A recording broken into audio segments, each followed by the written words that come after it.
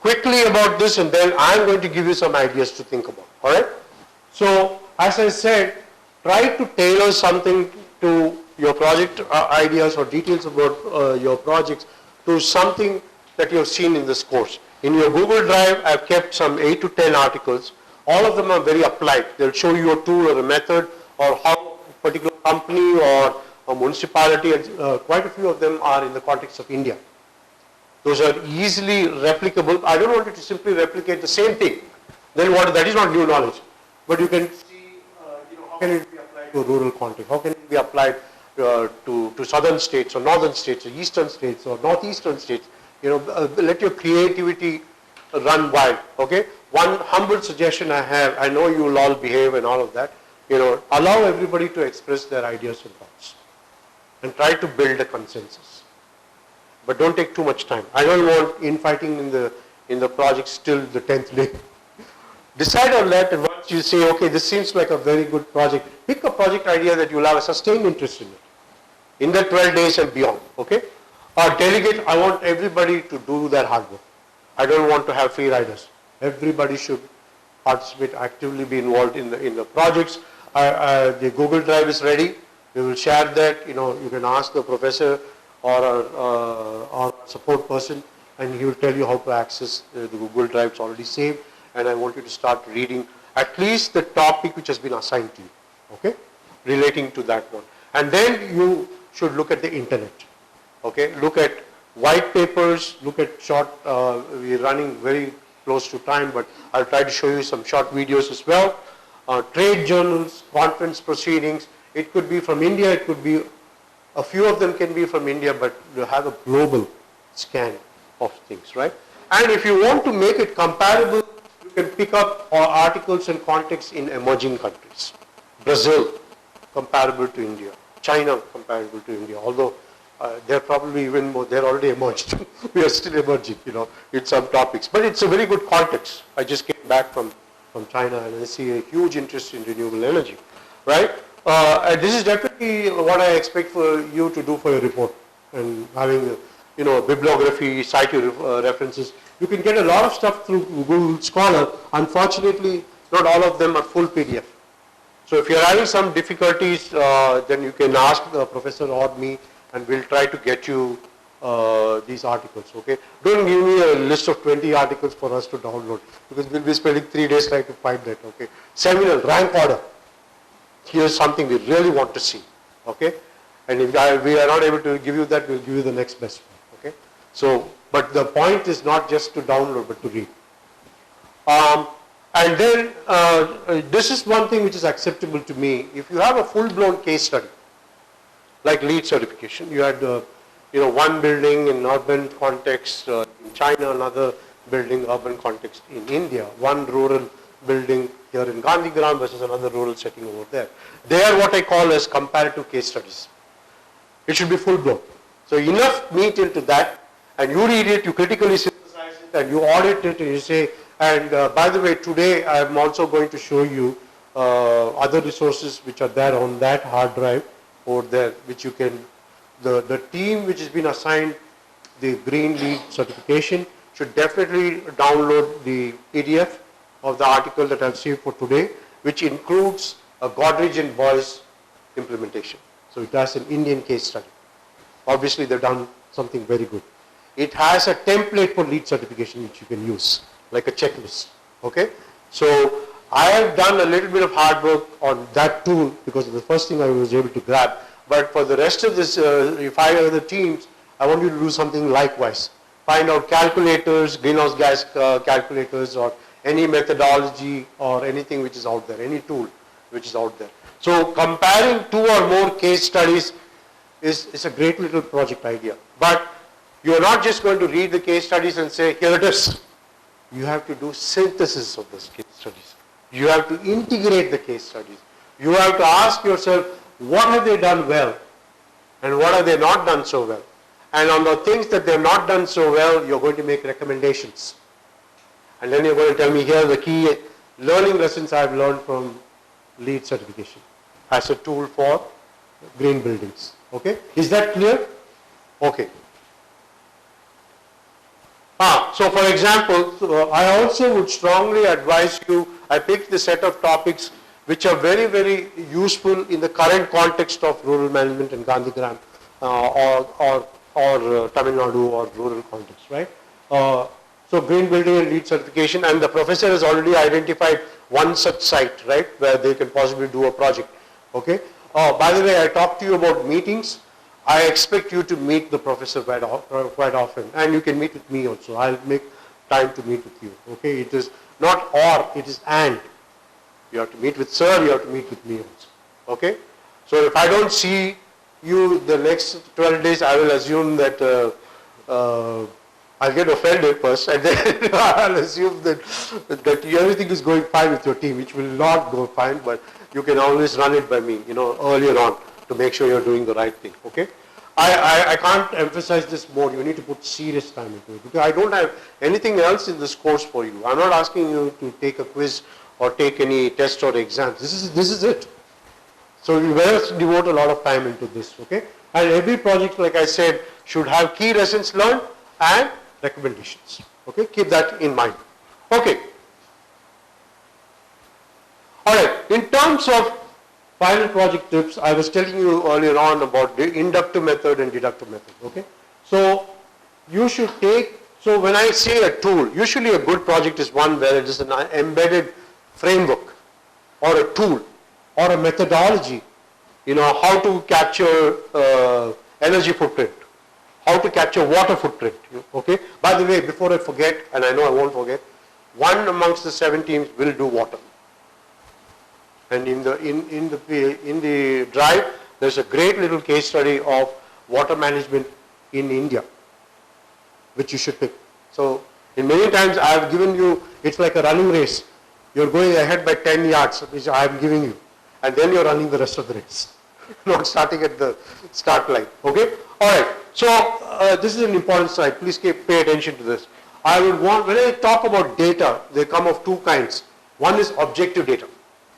Objective data is where what you will get, government is publishing the data, economic bulletins, you can get it from journals and so on, right? The important thing, this is very important for you to remember. The important thing is that you have to understand the unit of analysis. If you're doing a project at the economy level, I'm fine with it. India versus China, India versus Brazil, that is fine. You can keep the context about industry, economy, okay? So it will be questions like this. By the way, every project, a good project starts with an interesting question. So you will wonder, now who amongst the European countries or the developed countries are experts in wind energy? Okay? And then you compare 2 countries, is Germany better than Holland? Okay? Or if you compare in Asia, is India better than China in any part of renewable energy? And if there is a gap, what are those gaps? What are the reasons for those gaps? How do we fill it up? Okay? So for me, in the interest of time, I don't expect you to do mixed units of analysis, although if you do it, I'll be very, very grateful in that. It's tough to do it. It's called nested analysis, embedded analysis, where there is economy, there is industry, there is a village, there's a township, If you get the data, even if you are missing gaps, if you can do it, that'll be great. Because you can come up with different insights. By the way, I like this cascading unit of analysis because every level has a policy recommendation. So if you are making an analysis at the economy level, who's your client? Narendra Modi. Or the economic advisor to Narendra Modi. Or what the professor has done a lot of work with, the Ministry of Energy. They are the policy audience, right? The next level will be industry, right? And I can tell you, based on the Indian context and all that, textile industry is always something you'll find very attractive. Organic cotton, agriculture of any form will be a great industry to take into account. Cement, you can pick any industry that you like, where you can see a lot of involvement on sustainability. You can pick firms.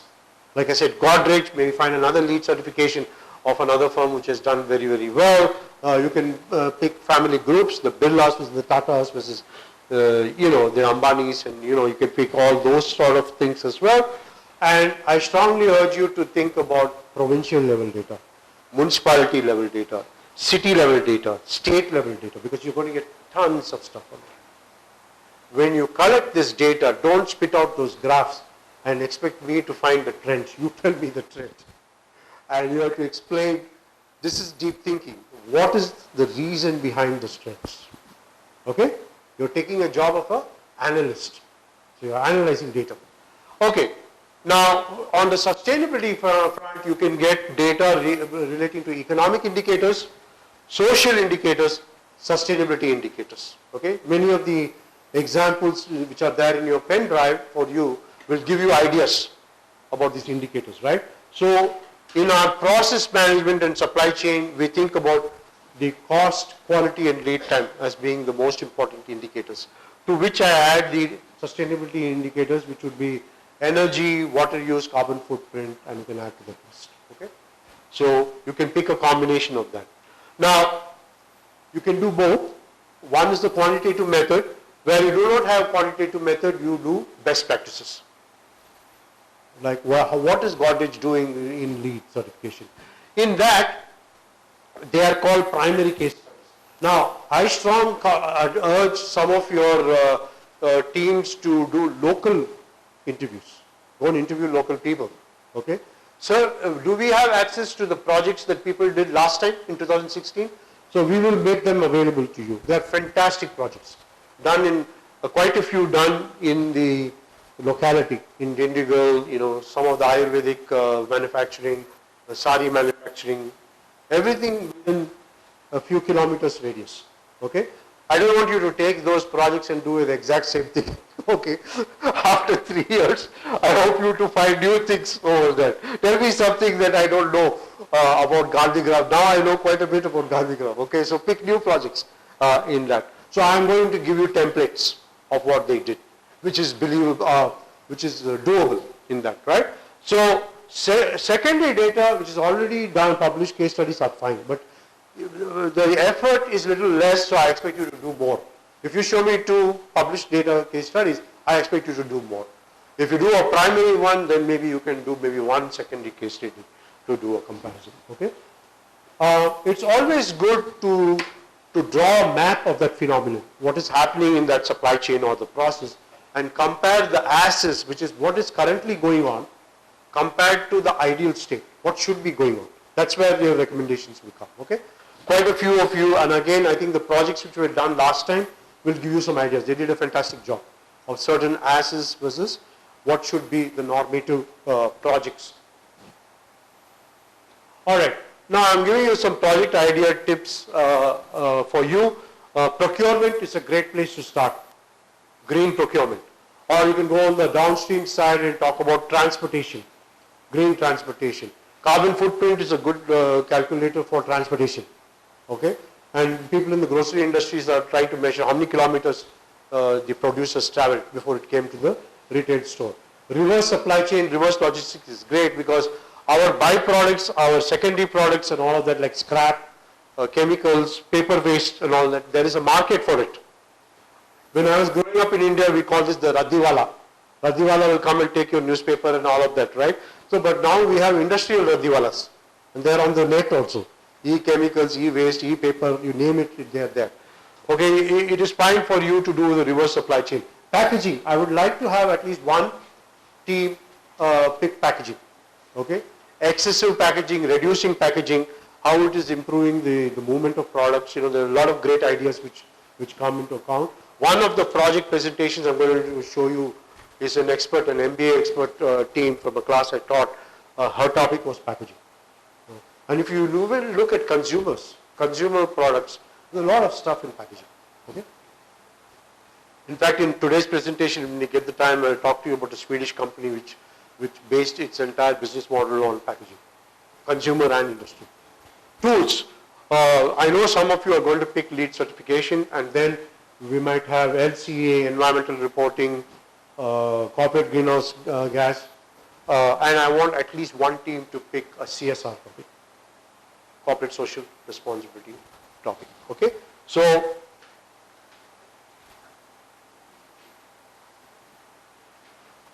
okay. First was the idea of what you can do. The second thing is the context. When I say context, the natural thing is that if you're from this town, you want to see what is closest to you over here, right? So what is grown here in Gandhigram by way of agriculture crop? Rice, corn, what's grown over here? Corn? You don't know who's from Gandhigram? Are you from Gandhigram? You don't know what is grown over here? Go find out that. It could be even vegetables or what. I know they grow plantains here, right? Okay, so plantain would be a crop. Okay, so any agriculture setting, pick small and medium enterprises. I mean, every economy has so many small and medium enterprises. You don't have to pick the large companies, right? GRI itself, this unit itself, they consume energy, they consume water. I think there was one project last time about it is either water or just waste in GRI. They did a very good job in that as well. Plastic, for example, you see all the slogans of reducing plastic, right? So you're free to pick GRI because then you're here for at least 12 days. You can go and interview people, get data, and be done with the project. That's fine. Okay. Biotech, rural development, green buildings I already talked to you about. Okay. The water conservation and recycling of any forms. That would be good ideas.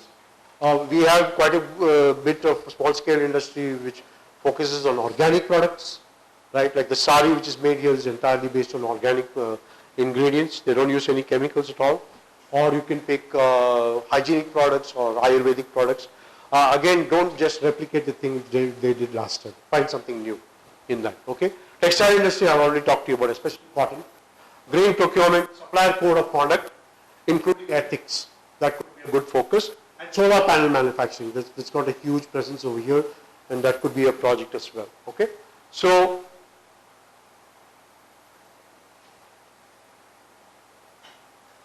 okay, so this is what I am going to do, okay?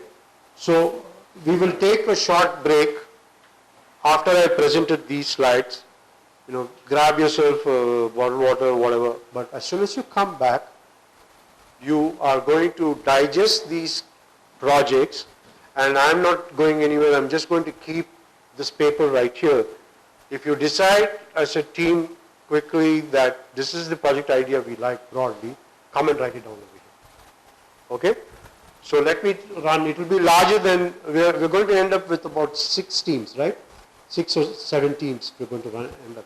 You only need 6 ideas, but I'm going to give you more than 6, okay? Of which I told you that some I do want you to pick up. Green buildings, okay? Godrej Hyderabad is an example. There will definitely be one who do that. You can do an environmental management system audit, both inside and outside the factory, and the example is there on your Google Drive. You could do a tool which is the use of LCA in the building material context, life cycle part of it, you know, over time. How long will the building last, and how do you make sure that it lasts long? You could do the life cycle assessment method even in renewable energy. For example, effect on biomass, and so one of the articles talks about the coal ash and biomass one, okay? So you can, so if you pick that project, you will have help in the article that you can look at, okay? Women-led vegetable cultivation. You know, here we have, I think, Tamil Nadu's largest women-led movement over here. Every business that I turn around and see is run by a woman. So that will be a great little topic to talk about. It's rural development, it is women empowerment, it's a whole combination of desirable things to do, okay? So there's a great little article. If my memory serves me right, many of these articles are in the Indian context. So it's easily replicable, okay? Trees. There's a great little article about conservation of forestry and trees in Bundelkhand, it's I think in Rajasthan, somewhere in Rajasthan or Madhya Pradesh, central India one. Read that. Now, just because your project doesn't have to do with trees, doesn't mean you don't read about the trees. You read it for your own knowledge. You can always get a tool from that context which you can use in your own context too, okay? Organic farming India, all right? This is the water management one. So I expect one of you to pick this one. Are you familiar with this MGNREGA program? Have you heard of it? Okay, they have used that methodology for water conservation. Okay, again in an Indian context. Biogas tech implementation in Indian university. Coal and solar power generation in Indian university. Drinking water safety. You know, I don't know if the rule is the same in India. Every city in the United States runs through water sample inspection. And let me tell you a very current story. Less than a week ago, one of the persons who's involved in the local government testing water samples, they said, so the choice was, my wife got very enamored by this natural spring water. So she drove 30 miles away to get this natural spring water, which is supposed to be very, very, not holy, but good for health. Then people said that it has excessive sulfur in it. So it smells like anything. So you drink it thinking that at least it's going to help my health. Okay. So then she read it up and there's a lot of controversy in that, right? So this friend of hers said that the purest water that you can ever drink is the one which comes through your municipality, at least in the US. Because they're tested and retested and tested and tested. It goes to multiple filtrations because they don't want a lawsuit. They don't want, of course, they don't want somebody to have ill effects from their own community. But over and above the legal part of it, they don't want to have lawsuits that, I drank, they said the water is safe, and by the way, they publish these reports. Water Safety Index, like in Colombia where I am from, it's in the high 90s, but 98 to 99% water purity. They're a fantastic record, amongst every contaminant which can be out over there, okay? I'm telling you this because these are measurable tools. You can go and assess in one unit. It can be a unit or it could be a village or in a province or even in a city. What are the macro numbers in terms of water purity and what can you do to improve the water purity? And in the city of Chennai, it's a hardcore problem today. They don't have potable water. Okay? So I have given you, I think these are the articles that I had in mind. So advancing. All right. Yeah, I think we've come to the right juncture over here. Did you take notes? Maybe you want to have a quick set of notes on these project ideas, and have a preliminary thoughts. Go and grab yourself something to drink or use the toilet. Come back, and then you come and tell me what you're going to do. Okay? So I'm going to give this slide up and then I'll advance it to the next slide. Okay? So maybe you can take a few minutes and write this. Trees, organic farming, water management, biogas, coal and solar power, and drinking water safety. Okay? And then you saw the one in the next slide. Alright? Articles about this are on your Google Drive. Okay? Alright? So have some preliminary ideas, go take a break, come back, don't wait for me. I would like to see this filled out. 1, 2, 3, 4, 5, 6. 6 projects. Okay? We will work it on a very efficient basis. So I am leaving this over here. Come back, discuss, and quickly come and write it. Alright, let's take a break.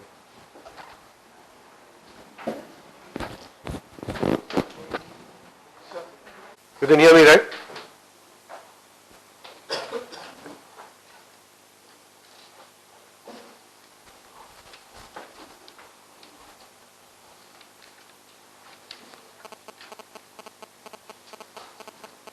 The person with the laptop, can you click on the drive, minimize this presentation, and you click on the, just show the drive.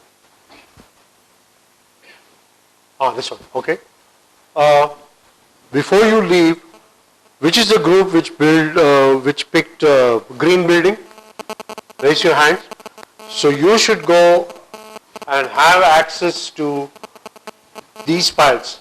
First of all, there is one about the Godrej Hyderabad example, PDF. Okay? So you should find a way to find out the Google Drive, or if you have a laptop, download that article. And you should also, you should copy this one called the lead version 4 for building design. Sir, can you open that Excel file?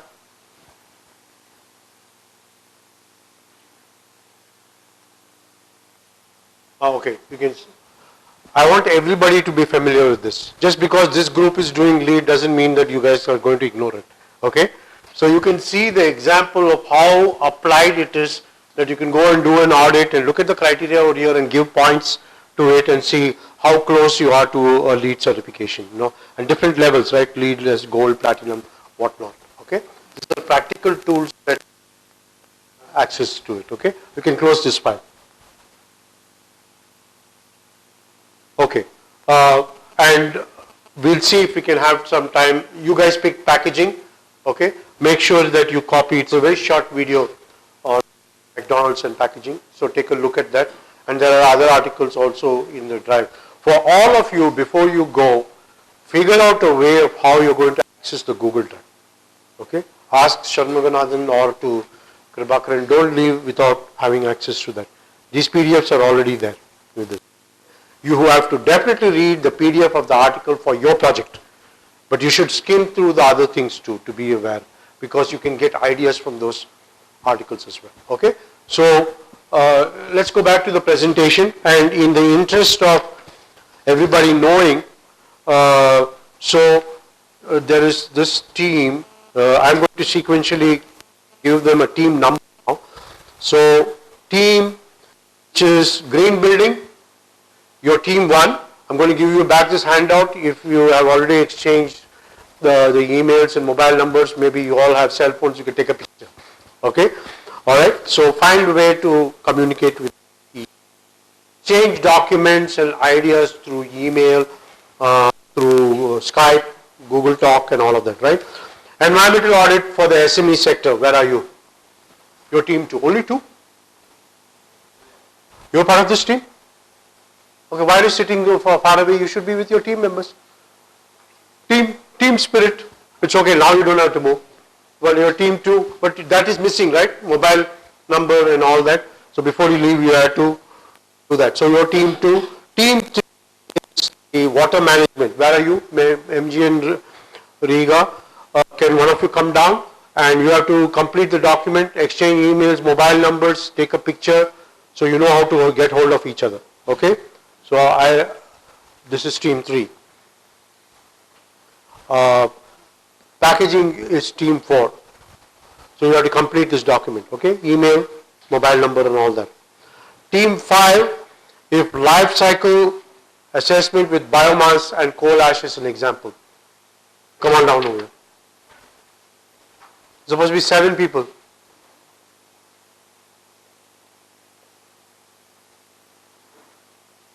You make sure everybody has a copy of this, okay? And access the Google Drive. Okay, and team 6. Traditional farming methods with organic farming methods. Where are you? Okay, you're sitting all over this place. I think this handout, make sure that you take a copy of this handout, and this you probably have to give back to me because you wrote in this, okay? But try to see if you can sit close to each other. Folks, for those of you who take a break, please try to come back in time, okay? I don't want you to be missing out on things and having to be able to repeat all of that, okay? So now we are all organized? Not bad. We did it pretty quickly, okay? Again, I want to repeat this, that just because you're doing one project doesn't mean it's inherently good or bad. You can learn from any project, okay? And you're going to listen to others, 5 teams, and you will learn about those things, okay? Have fun, let your curiosity drive with that, and create the best project possible. I'm expecting that. I have very high standards, okay? All right, so what are we going to do now? We are going to get to the topic today about this. So the first particular topic is asking an age-old question saying, does it pay to be green? So there is a mixed camp over here. Some audience will say that one camp says that green is too expensive. Others will say that if you do it right, it will not be expensive. That's called the lean and green part of it. Okay? And still others will say that it is worth it. Either it's worth it because the customers care, or it is worth it because of some philanthropic reasons, or like somebody was saying, makes a positive impact on the community. Okay? All three are asking the question, what is the payoff from green? And to that, I have a couple of resources I wanted to share with you. Let me start with, where should I be? Close to this?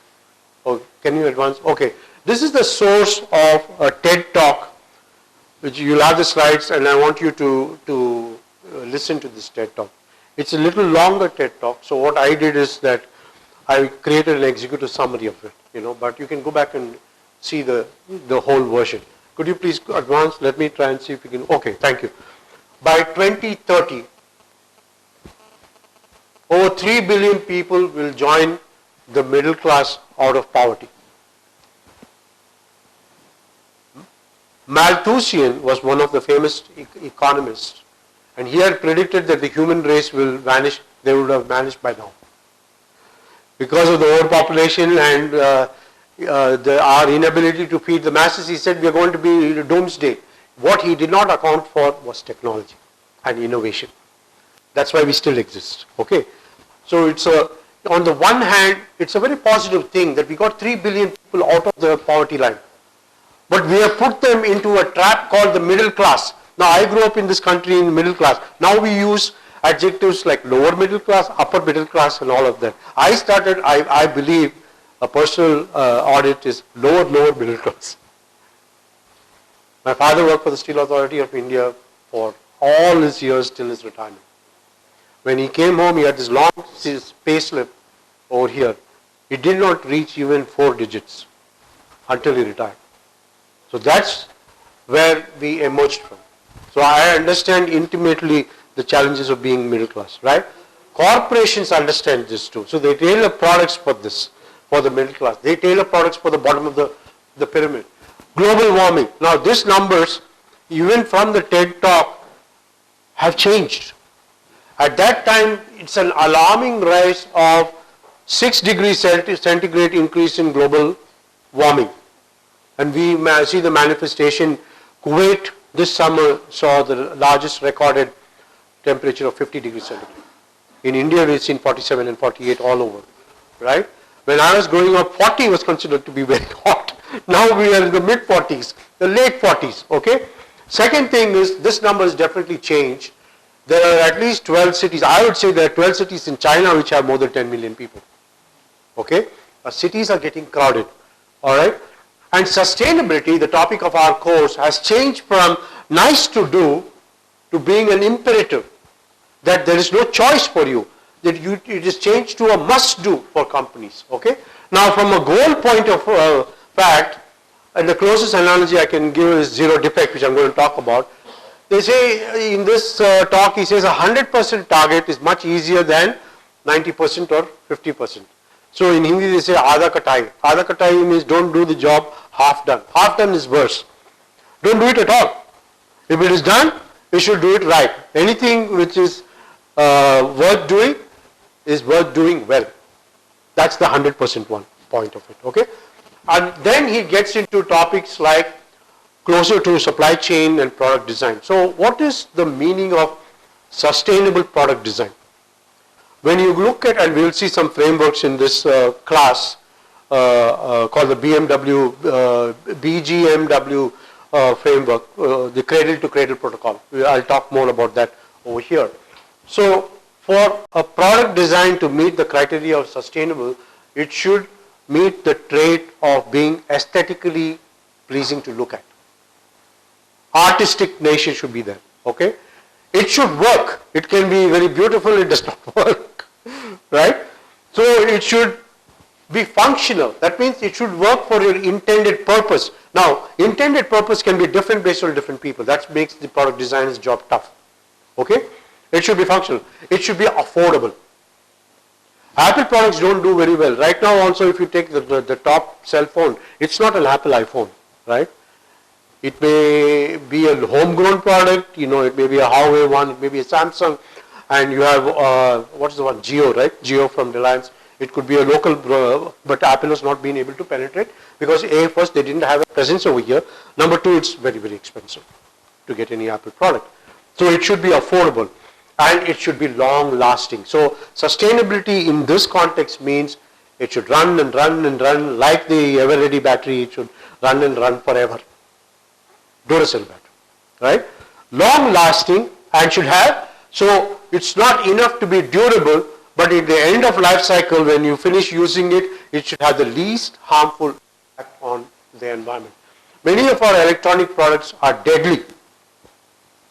They have what is called VOC, volatile organic compounds. They have CFC, all the hazardous chemicals over there. So how to dispose them, we don't know. Plastic itself is a big mess. When you look at, this is definitely an issue in India, but you look at Philippines and they're having a huge problem with plastic. They're choking up the oceans. Okay? So one part of that is that there's a lot of opportunities to make our products. We used to think from a supply chain product, we want to make products lighter. We want to make it user friendly. We want to make it portable, like cameras and all of that, right? All that should exist. Here on that, it should be affordable, it should be aesthetically pleasing. You should look at end of life cycle issues, right? And it should work, functional part of it, okay? So for example, there is a lot of choices for lighting, right? So if you look at the movement over from fluorescent lamps, we will get into a lot of choices like LED bulbs, right? Longer lasting, it's slightly more expensive, right? Like the halogen lamps and all, it's slightly more expensive. But the long-term impact is very positive. So we talk about, those of you who know a little bit of finance, talks about the net present value. So if you take the lifetime streams of cost and take the net present value, you would come up with a positive number, okay? So this is also, by the way, a term which is always used in sustainability called net neutral. Net neutral means you don't save any money, you don't lose any money. But it has a positive sustainability impact, all right? Closer to an area that I'm close to, the supply chain area, is the choice of raw materials. Raw material choice is very, very important because once you commit to a raw material choice, it is a little difficult to change it. If you start committing to manufacturing and you find out that PVC was a very bad choice to do that, it's too late, right? Which is, by the way, an actual case of a company which did this. So you want to transform that to a biodegradable ingredient. So the protocol which I'm going to show you, cradle to cradle, that's all it does. It takes all the more harmful environmental products and changes into less harmful and almost no harm to the environment. It's a progression, color coded. So green, yellow, red, and orange. Okay. So the raw material dilemma, and one part of assessing raw material dilemma is the toxicity. How much of toxicity is there in that? So there's a toxicity index. For those of you, and you can do it in any project. Who's doing building? Building materials, you can find out the toxicity. Tell you that's very high toxicity. Problems. So even on that one particular metric itself, you can create a tool where you take the bill of material of all the building materials and find out the toxicity index part of it. This is called the environmental bill of material today, that we are able to take this bill of material and add all the environmental data to. All right. So this is one raw material ingredient index. For example, the toxicity embedded index in this can be captured, and you can do a great project based on that as well.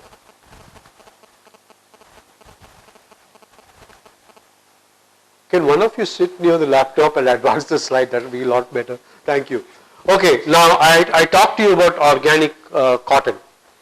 So this Swedish company called IKEA did a lot in this one initiative called the Better Cotton Initiative. I was telling you earlier on that when they work with the farmers and encourage sustainable farming. I know one team is doing farming, so you may want to think about these ideas. So you can replace organic cotton with any organic material. So they wanted to make sure how much of water is being used, and devise of ways where you have a perpetual system of water supply. Okay, waste becomes an input for the next cycle.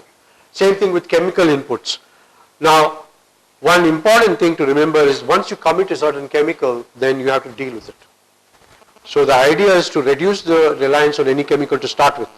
That's what it means by chemical inputs were halved. So earlier, if I took 10 chemicals to make a crop, today I am going to do 3 chemicals, many of which can be either recycled or can be biodegradable, part of it. Natural nutrients. It should not sacrifice yields. So you can't tell your farmer, be good on the environment, but by the way, you're going to be producing less crop. Yields should not be sacrificed. So the yields actually increase, right? The cost of running farms, now this is the environment, does the cost of environment pay off, right? The immediate thing which happens, empirically it happens, is the cost starts becoming higher. If I replace, by the way, we all like to write in recycled paper, right? Okay, and today I'll be talking about greenwashing. You pay not only a premium to it, it's not that environmentally friendly because you have harmed more resources in making recycled paper than it is worth it. It is just a feel-good effect that I'm writing on some recycled paper. It's more expensive, but the energy used to make it the recycled one is much more larger. So what makes that a friendly option? Okay, that's called greenwashing, which I'll talk about. Now, certifying, another great industry to look at is the forestry industry. A lot of countries have their virgin forest land. There is a big connection between global warming and how much of plants are being uprooted without replacement. Okay, so it's called reforestation. So they certified 35 million hectares of forestry as green. By the way, we'll be talking about eco-labeling in this particular presentation today.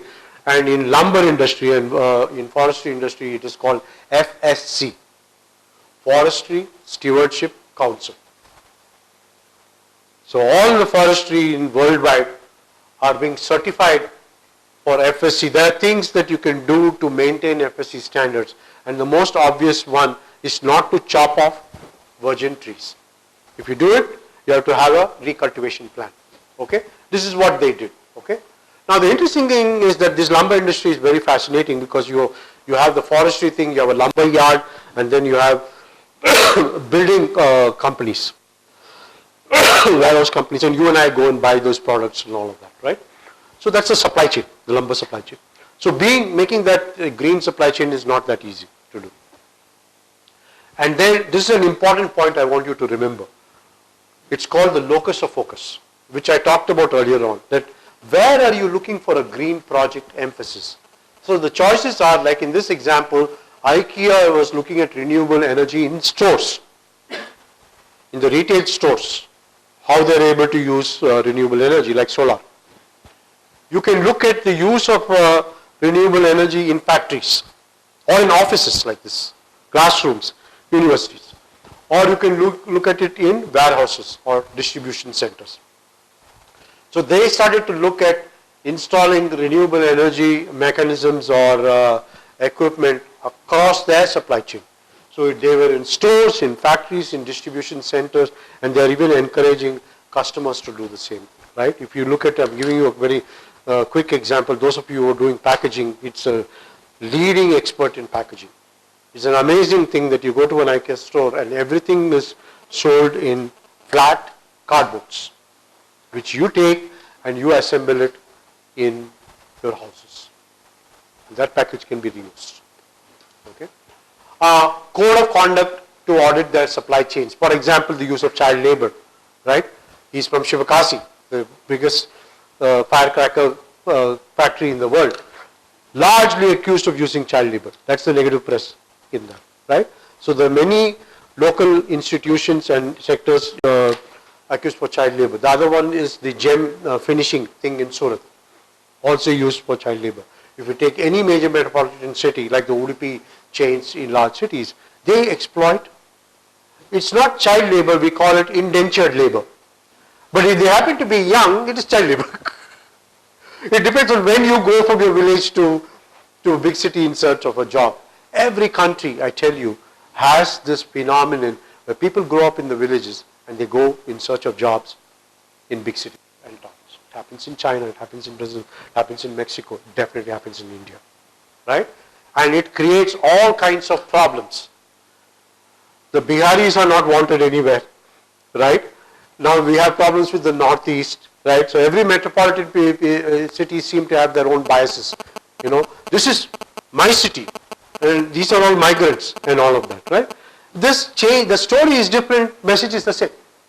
Everywhere it is the same.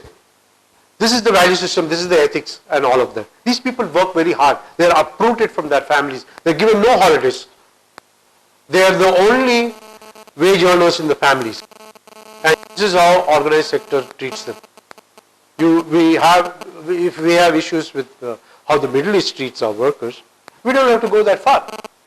We do that in our own country, over there, right? So this value system, this CSR, is all of you will become managers somewhere, you'll manage some particular unit, and how you form your value system is largely going to dictate how you make decisions about this. The lack of empathy in how your worker, not just rewarding, making livable working conditions, ergonomic working conditions, making sure, when we talk about cement industries and all that, the biggest boom in China is construction. Because they're building like crazy, building towns, bridges and all of that, right? They get workers from small towns, made to work 50 hours a week and all of that. You know what is the long-term impact of it? People are getting cancer, they're getting all kinds of lung diseases because years and years of exposure to harmful chemicals. Today you will see them, you know, I sometimes really chuckle about this. It's sad, it's a very sad thing. A handkerchief put on your face is hardly going to protect you from these chemicals, right? A loose handkerchief, when you go to Korea, you see that every person has a handkerchief over there. When they come back to the States, they do the same thing, put the handkerchief. I'm saying, handkerchief is not enough. Bacteria, in the battle between bacteria and viruses versus the humans, the score is bacteria and viruses 3-0. They're already ahead of us in that. We are finding that the human immune system cannot tackle this bacteria at such a fast rate. Why? Because we're destroying the planet. It's all coming from the food that you eat, the air you breathe, you know. And this is a lifelong impact. You won't see the impact of that right now. So, years ago, all these environmental advocates were seeing as somebody who was loony. You know, wacko, you're like outlier. But they were actually perhaps right. Right? When I was growing up, I used to take cloths and buy groceries and vegetables and reuse that cloths. Then we went to the plastic movement. And now we are trying to get back to that movement. We seem to be going 2 steps back before we can make 3 steps forward. Right? But the West is learning from us. I mean, you go to Europe and they're much ahead about this. They believe in organic farming, they believe in less packaging, they believe in less of the plastic over here. You know, they like to cook their own food, they don't like to be eating out that much. So this whole entire sustainability debate is much larger than what we think. It's not what companies do, it's not just what municipalities do, but what we do as corporate citizens, individual citizens. We're exposed to it. If you don't want to that walk, it will come to you. I have no control. I mean, when I was growing up, we were only suspecting that the doodhwala was mixing water into that. Perhaps with that, the milk was better. But putting that water in that. Today, the problem is not the milk. It is the source of the milk.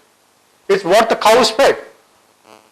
I have a close faculty friend in Calcutta, and he told me once that I don't believe the Western story which says that cow, which is naturally an animal which does not eat meat, is fed meat. He disbelieved it, and I showed him videos of this. To increase the yield of the cows, they are injected first with hormones, but they are given carcasses mingled with grass to increase so that these cows look abnormally fat over there. What do you expect the byproducts of the cows to be? Right? It's not only the milk, but every other byproduct which comes from the cows, like the beef and all that. Everything is contaminated because of the way the cow has grown. Okay? Now, we cannot keep silent about this because everybody goes through a time when they have to drink milk, you know. And they say, by the way, it's the biggest source of calcium, which is wrong. It's not true. We've been fed with this. This is part of greenwashing. Many of the things you've been fed with, scientifically it's not true at all. Okay? So anyway, I'm trying to tell you that we have covered such a broad ground on sustainability. So we talked about child labor. Measure what you care about. Gender equality. You know, I can go on so many stories about this. Let me give you one.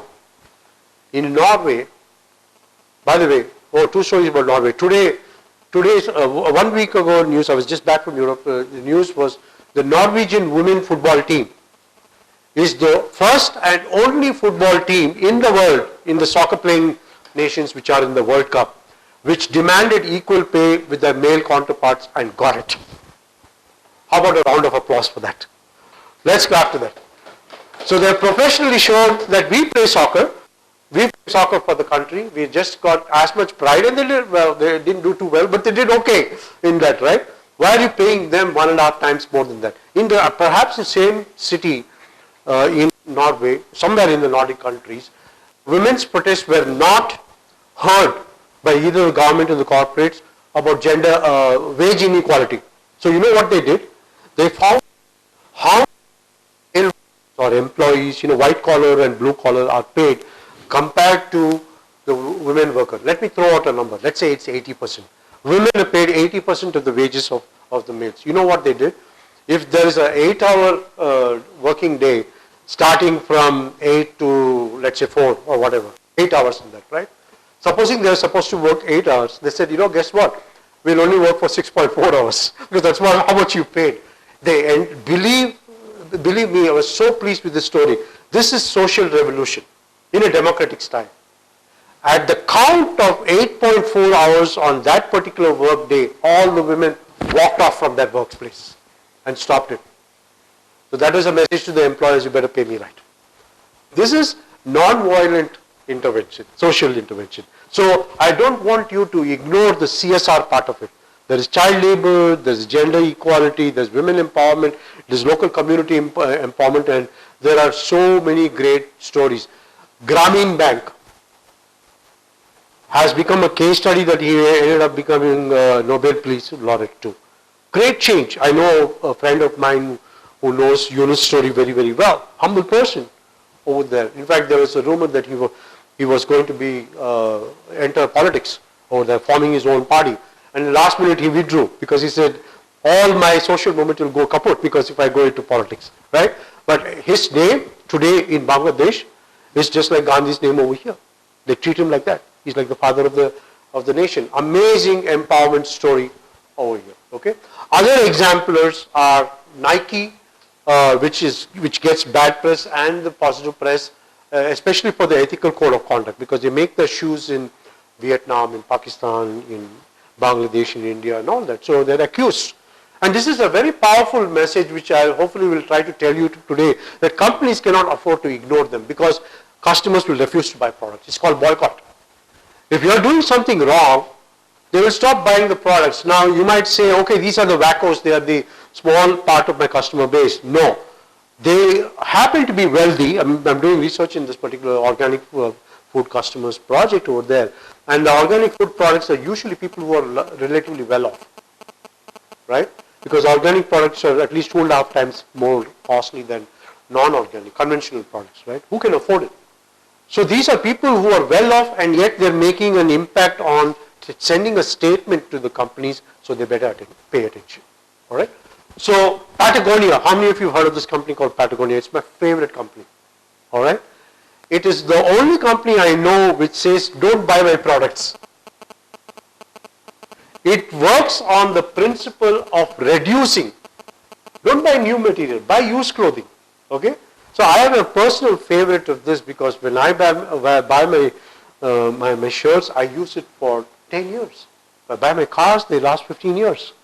I don't like to go and buy the next model or I'm not brand conscious. I like the khadi things and I like the pajamas which come from cotton khadi things. That's where I usually shop from because they're comfortable. I don't like the polyesters, I don't like the nylon, I don't like the artificial fibers and all of that, right?